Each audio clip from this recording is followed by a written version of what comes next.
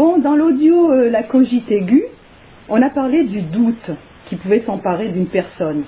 Et je te disais qu'il n'était pas toujours évident de reconnaître la vérité, même si celle-ci n'avait pas besoin de preuve, puisqu'elle était la preuve. Mais tout ce qui est du domaine des sensations, du monde sensible, donc, peut être trompé, manipulé, déformé. Tu vois ? Ouais. Toutes nos fonctions cognitives de perception, de mémoire, de raisonnement, etc., peuvent être illusionnées. Bien sûr. Alors on peut se demander, qu'est-ce qui nous fait distinguer le vrai du faux, le miracle de la magie? Tu te rappelles de l'histoire de Moïse qui a transformé le bâton en serpent? Tout à fait. Et les deux magiciens, ils se sont prosternés en reconnaissant la puissance de Dieu. Ouais. Eux, en tant que magiciens, comment ont-ils pu là reconnaître que c'était pas de la magie? Bah, c'était facile pour eux, puisqu'ils étaient magiciens. Ouais, remarque. C'était pas compliqué. Hein. D'ailleurs, ça leur était réservé, parce que un saint, il a avec lui tous les pouvoirs thaumaturgiques qui lui sont offerts en plus, en surplus. C'est-à-dire qu'on peut obtenir cette magie, surtout à l'époque dont on parle de Moïse, ou des époques même un peu plus récentes. Les gens, il y avait encore beaucoup de personnages qui s'adonnaient à la magie dans le sens de chercher ses pouvoirs thaumaturgiques. Lévitation, bilocation, marcher sur l'eau, etc., etc. C'était plein de personnages encore qui s'adonnaient à ça. À présent, il y en a moins parce que c'est très... En fait, c'est un travail ardu, même si on veut chercher que ça sans... tout en étant bien à côté de la question sur le plan de la sainteté comme telle. C'est simplement une recherche de pouvoir. C'est vraiment une discipline. Voilà, c'est une recherche de pouvoir, c'est rien d'autre. Donc on pourrait la comparer à cette recherche de pouvoir qui existe actuellement dans le monde, où un personnage veut devenir le roi du monde, tu vois. Et avoir la maîtrise de toutes les voilà, possibilités. donc ça rentre dans le cadre de cette espèce de passion en quelque sorte. Et les magiciens, donc c'est des personnages qui s'adonnaient à des disciplines bien précises pour obtenir ces résultats-là. Ça n'allait pas plus loin, ça n'a jamais été recommandé dans aucune tradition, bien au contraire. Un sage, quand il a quelqu'un qui est dans cette disposition-là, il lui recommande de stopper, d'arrêter ça, parce que c'est une voie de garage. Ouais. Tout extraordinaire que ça puisse paraître pour le commun des mortels, ça reste une voie de garage. C'est pour ça que la magie est interdite dans les religions, en tout cas dans l'islam. Oui, parce que ça t'amène pas à ce que tu crois, ça t'amène à te fourvoyer. À te fourvoyer, et puis tu vas passer ta vie à réussir à transformer un bâton serpent, tu vois ce que tu as gagné. Je veux dire, tu passes 60 ans de ton existence, puis à la finale, tu as réussi. Tu vois un bâton, puis t'en fais un serpent, je vois pas bien ce que tu as gagné. Tu vois. Oui, mais Moïse, il a quand même... Oui, mais là, Moïse, il a fait, mais je veux dire, un magicien pourrait arriver peut-être à ce résultat. C'est possible, dans la magie, tu peux obtenir des tas de résultats. Tu vois, mais disons que, peut-être pas l'histoire de la transformation en question. La preuve en est, c'est que les magiciens l'ont reconnu comme étant un personnage d'envergure. Pourquoi? Parce qu'ils savent bien qu'avec la magie, on ne peut pas faire ça, voilà. Oui, voilà. Ils sont magiciens. Donc on n'y arrive pas à faire ça. Non, on ne va pas faire ça, mais je veux dire, on peut marcher sur l'eau. Oui, oui. On peut l'éviter, on peut faire de la bilocation, et il peut se faire beaucoup de choses. Mais ça restera une illusion. Il y a un endroit où s'ils arrivent à faire l'histoire du serpent, ça sera quelque chose où il y aura une illusion. Voilà, c'est pas réel. Donc là, en l'occurrence, pas. Non. Alors donc, il s'agit là d'une hallucination ou comment dire, pas d'un mirage, parce qu'un mirage, c'est la perception de quelque chose de concret. C'est pas subjectif, un mirage. En l'occurrence, encore, je dirais, je resterai très circonspect quant aux possibilités des magiciens, parce qu'ils vont très loin. Ils vont très très loin, dans le sens que, à un moment donné, ils obtiennent des pouvoirs qui sont... On n'imagine pas si on n'est pas dans l'histoire, tu vois. Déjà le fait de l'éviter, tu vois, de pouvoir se trimballer à n'importe quelle altitude, à n'importe quelle vitesse dans l'air, pour moi, je veux dire quand même, on voit bien que c'est pas quelque chose de courant, quoi. Oui, mais alors ça répond pas à ma question. Comment peut-on distinguer le vrai du faux? Tu vois, Je dis en l'occurrence là, il était à une époque où il y avait beaucoup de ces magiciens, donc eux ils savaient distinguer ça. Donc ça leur a été réservé ça. Pour suivants qui ne l'ont pas vu, le coup du serpent avec le bout de bois, ils n'étaient pas tous autour. Hein. Il y a des gens pour qui ça n'est pas nécessaire de montrer ça pour faire voir que c'est un saint. Oui. C'est surtout valable pour les magiciens ou les amateurs de magie, parce que eux, ils sont devant le bout de gras et ils voient bien ce que c'est. Tandis que les autres, ils peuvent prendre ça pour de la magie. Tu Non, comprends? mais tout ça pour essayer de comprendre comment on peut repérer, par exemple, quelqu'un qui dit de belles paroles, Ouais. ou qui fait vraiment écho à quelque chose de profond en toi. Ouais. Mais ça peut être, tu peux te faire illusionner parce que n'importe qui, tu vois, ça fait partie de ces 9 vérités pour casser le mensonge, n'importe qui peut énoncer des belles paroles. Oui, mais là, il y a le mensonge parmi, ça ne sera pas une belle parole. Il y aura quelque chose de tordu dedans, dans le mensonge, inévitablement. Dans ces vérités. Puisque la vérité, elle émane d'elle un parfum qui est la beauté. Si la beauté reste présente, après qu'un personnage utilise ça à des fins ceci ou cela, c'est une autre histoire. Mais la chose en elle-même, c'est pour ça qu'à un moment donné, même le dernier des voyous, s'il te dit quelque chose de vrai, cette vérité, tu la sens, tu l'entends, elle n'a pas besoin de preuves. Bah, présent, ça ne veut pas dire que le type, lui, il est je ne sais pas quoi. Ça ne veut rien dire de plus.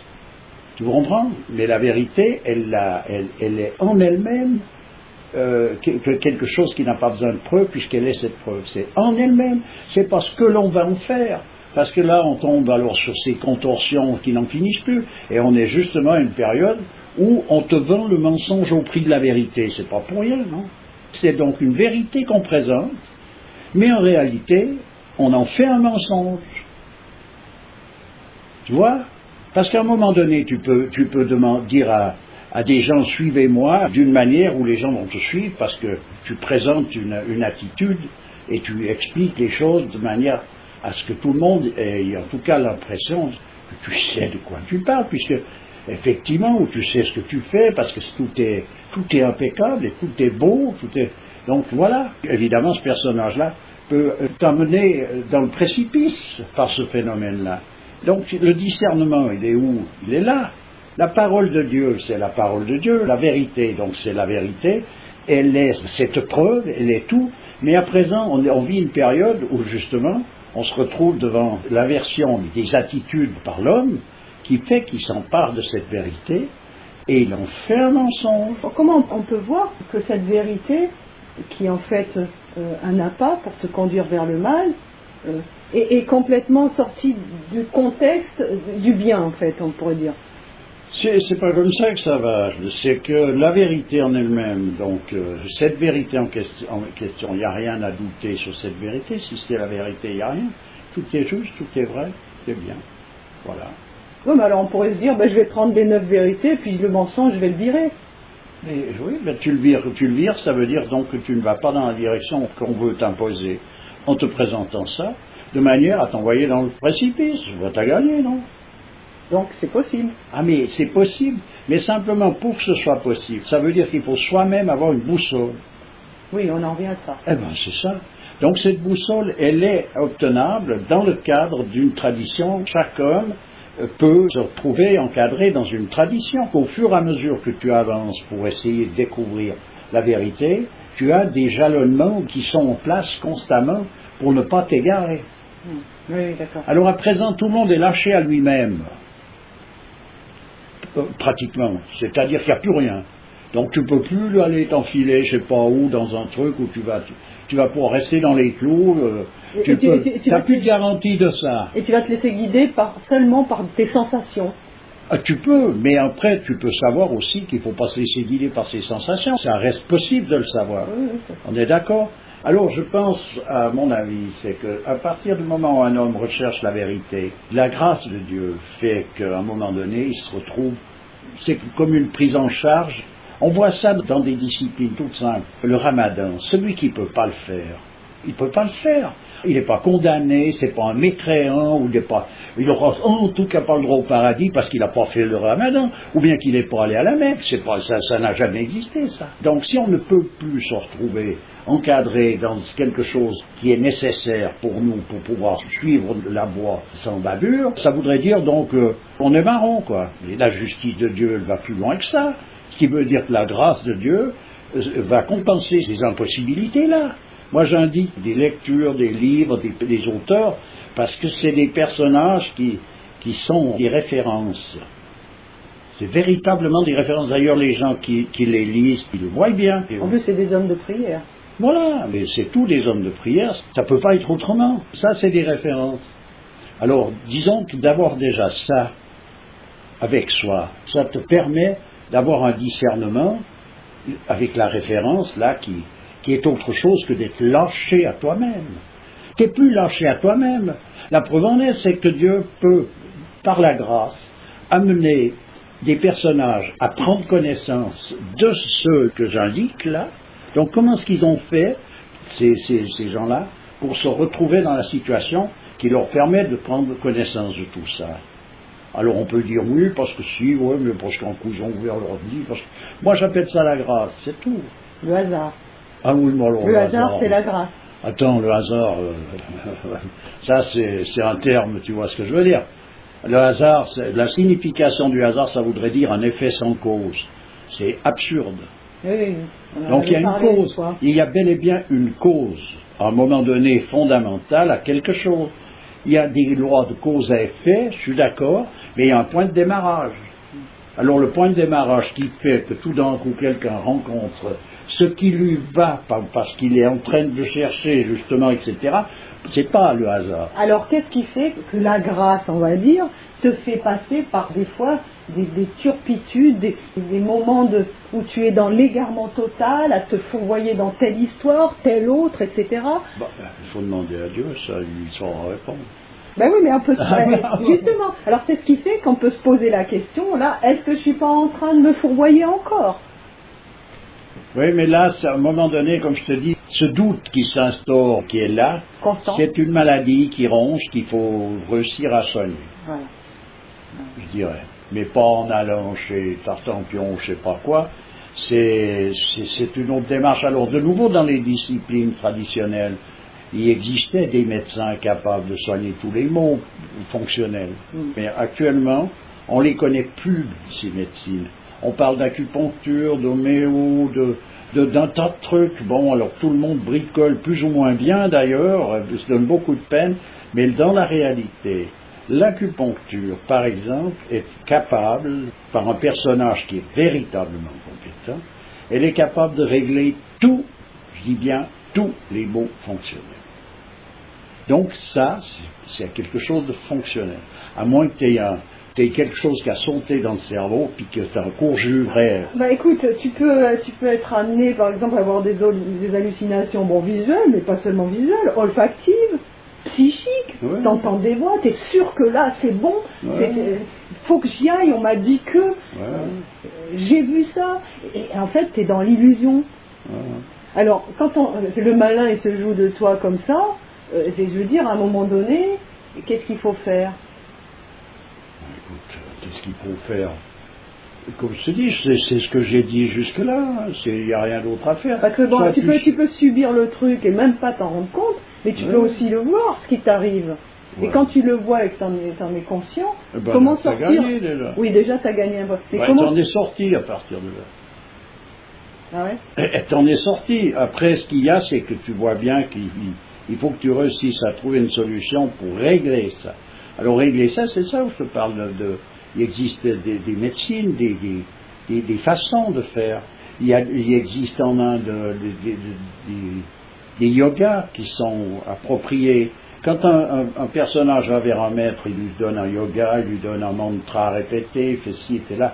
Dans l'islam, tu as des prières régulières, tu as des rituels qui sont là, tu es allé vers des personnages aussi qui ont des aptitudes pour soigner ceci, pour soigner cela. C'est tout un monde. À présent, c'est clair qu'on se retrouve un peu dans un Capernaum, mais ça ne veut pas dire qu'il n'y a pas la possibilité, parce qu'autrement ça voudrait dire que la justice divine est en défaut. Donc à partir du moment où tu n'as pas de possibilité comme d'habitude, on peut dire que Dieu vient compense ça.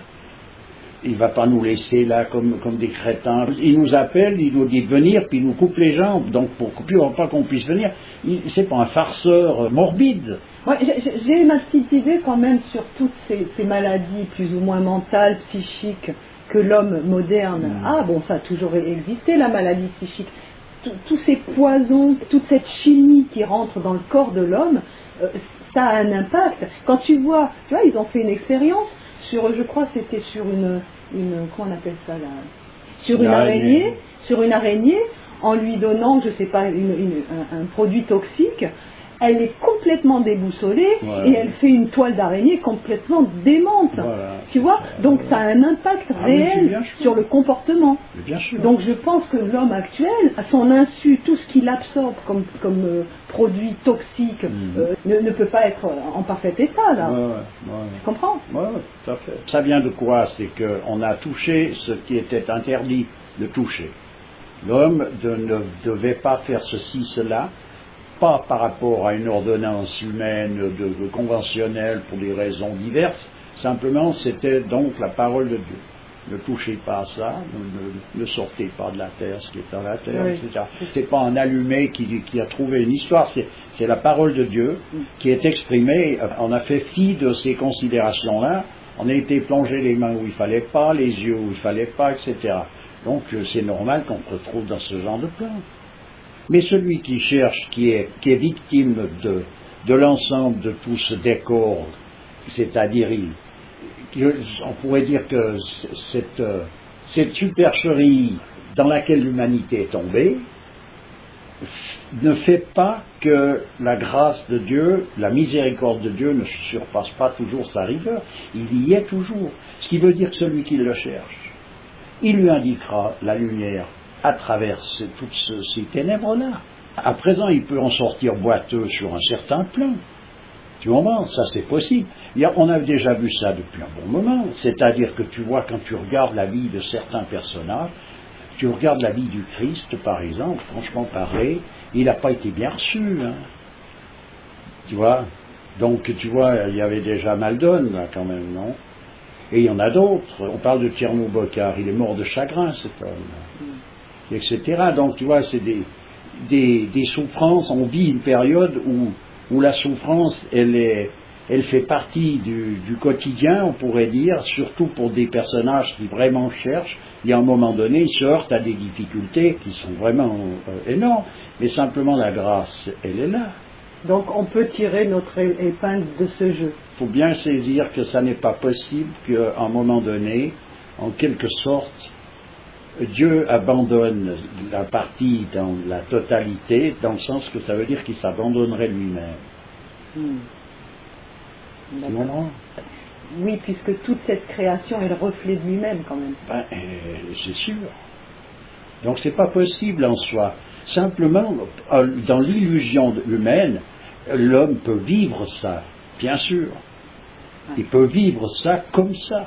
Il peut y voir comme ça, y entendre comme ça, y être sûr que c'est comme ça, mais ça n'empêche pas que ça ne peut pas être comme ça. Voilà. Comme ça, c'est-à-dire? C'est-à-dire une supercherie jusqu'au bout, jusqu'à l'adhère. Okay. Tu vois? Ok, écoute, je te remercie. C'est toujours un plaisir. Et à bientôt. À bientôt. Au revoir.